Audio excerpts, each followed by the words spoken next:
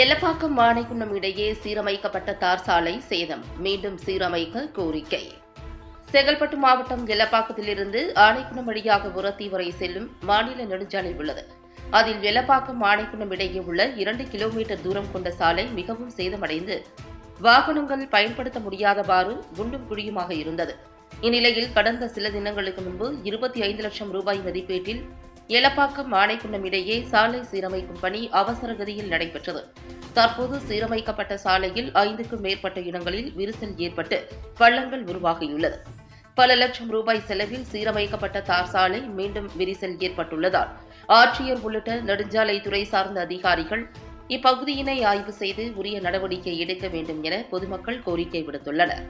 இதுகுறித்து நெடுஞ்சாலைத்துறை உதவி பொறியாளர் கார்த்திகிடம் கேட்டதற்கு, அதிக பாரம் ஏற்றி செல்லும் கனரக வாகனங்களால் ஒரு சில பகுதிகளில் விரிசல் ஏற்பட்டுள்ளது, விரைந்து சீரமைக்கப்படும் என தெரிவித்தார்.